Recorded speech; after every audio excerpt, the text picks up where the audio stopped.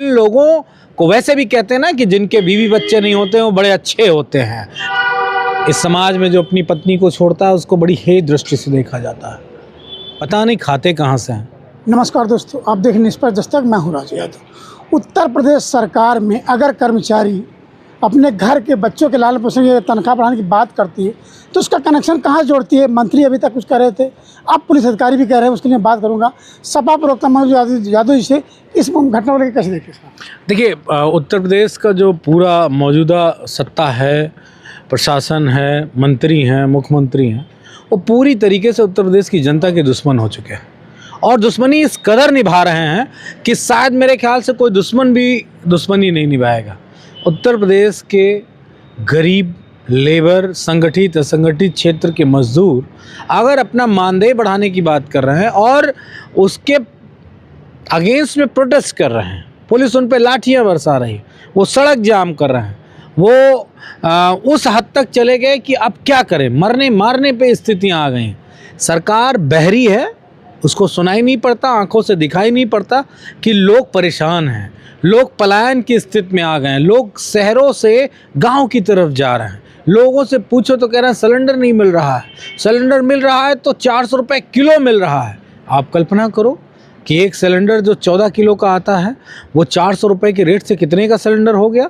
महंगाई कितने गुना बढ़ गई। जो सिलेंडर कभी 350 रुपये का इन बीजेपी भक्तों को और बीजेपी के नेताओं को और बीजेपी की रिटायर्ड तमाम सारी मंत्रियों को महंगा लगता था, वो क्या 4,500 5,000 का सिलेंडर अब सस्ता लग रहा है क्या। ये बहुत ही निर्मम, निर्दयी और निष्ठुर लोग हैं। इन लोगों को वैसे भी कहते हैं ना कि जिनके बीवी बच्चे नहीं होते वो बड़े अच्छे होते हैं। तो ये ज़्यादातर सरकार में बिना बीवी बच्चे वाले आरएसएस की कृपा से बने बैठे हैं, जिनको न बच्चों से प्यार है, न महिलाओं से प्यार है, न अपने परिवार से प्यार है।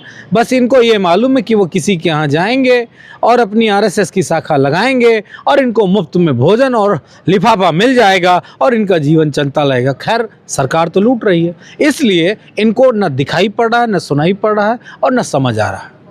अब मनोज जी, आपने कहा इनको महिला से प्रेम, लेकिन अभी सरकार जो है नारी शक्ति बंधन की बात कर रही है, आरक्षण की बात कर आरक्षण ला रही, और आप इनको महिला से प्रेम नहीं है। जो ला रहे हैं उनका प्यार कभी मैंने नारियों के प्रति देखा नहीं है जिसको एग्जाम्पलरी या उदाहरण के स्वरूप में प्रस्तुत किया जा सके। इस समाज में जो अपनी पत्नी को छोड़ता है उसको बड़ी हेय दृष्टि से देखा जाता है, बहुत हेय दृष्टि से। इसलिए मैं उस पर बहुत ज़्यादा टिप्पणी नहीं करना चाहता हूँ।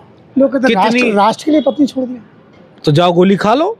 अगर राष्ट्र के लिए छोड़ दिया तो जाके बॉर्डर पे खड़े हो। ये कौन सी सेवा है?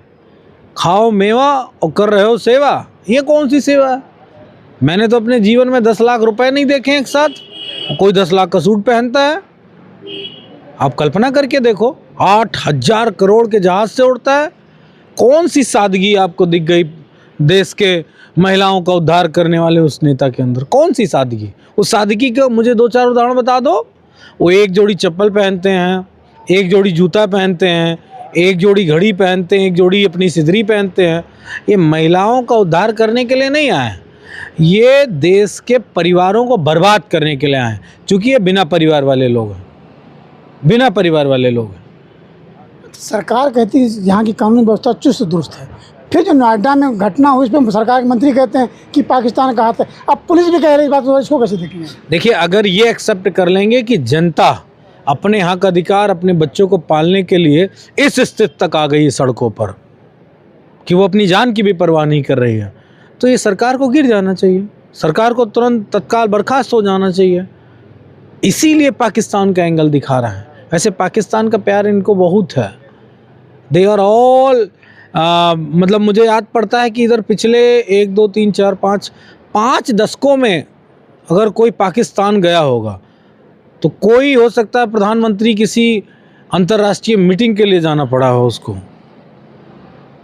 सार्क कंट्रीज़ की मीटिंग्स होती थी या कोई और मीटिंग्स होती थी।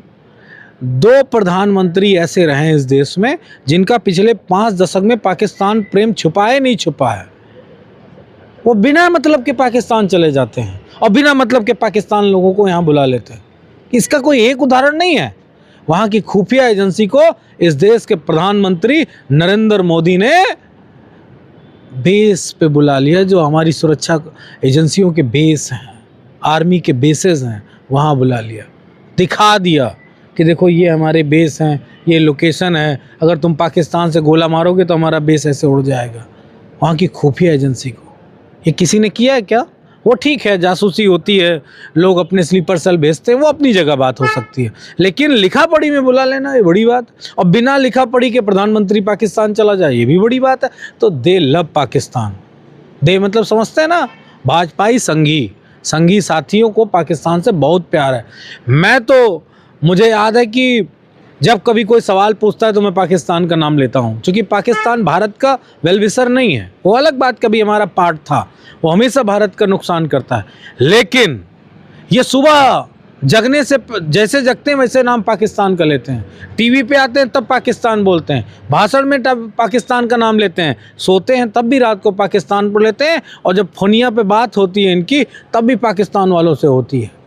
ये तो जब कोई दूसरी सरकार आएगी और वो जांच कराएगी तो पता चलेगा फ़ोन पे कौन सा लव यू करते हैं पाकिस्तान से। मुझे पता है भाजपा का प्रेम पाकिस्तान से ज़्यादा है। अभी यूपी के मुख्यमंत्री बंगाल जाते हैं और कहते हैं कि चिंता मत करिए, कुछ दिनों में मौलाना सड़क पर झाड़ू लगाते नजर आएंगे। कहाँ?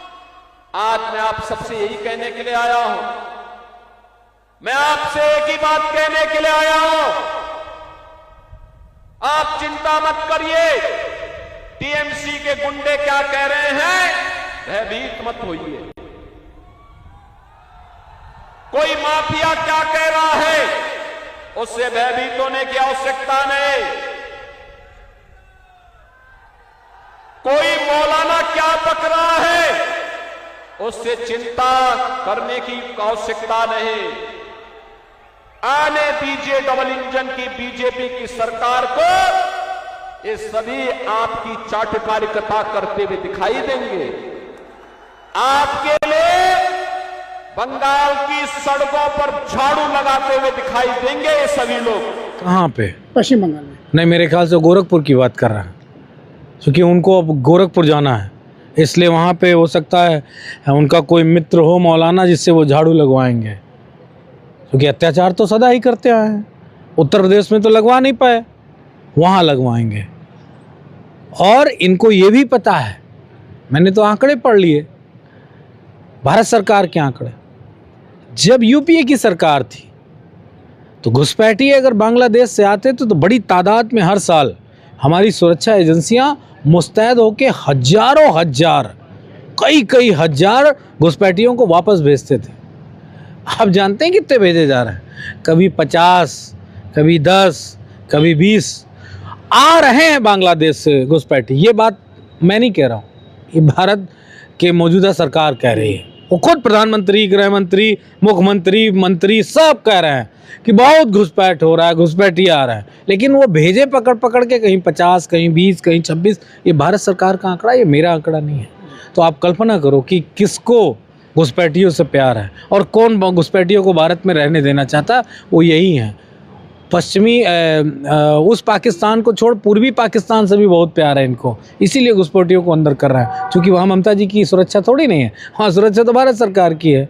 और भारत सरकार ने उन जाबाज सैनिकों को जिनको सुरक्षा में लगा रखा है सीमा पर, उनको सिर्फ और सिर्फ ढिलवई दी जा रही है कि कैसे ये लोग अंदर आएंगे, कैसे हम इनके नाम पे राजनीति करेंगे। मतलब कहेंगे सरकार चाहती है घुसपैठी भारत प्रवेश करें क्या? निश्चित तौर पे सरकार के पास कोई मुद्दा नहीं, कोई विजन नहीं है। जैसे मैं एक बात कह सकता हूँ बड़ी जिम्मेदारी से कि महिलाओं को आरक्षण मिल रहा है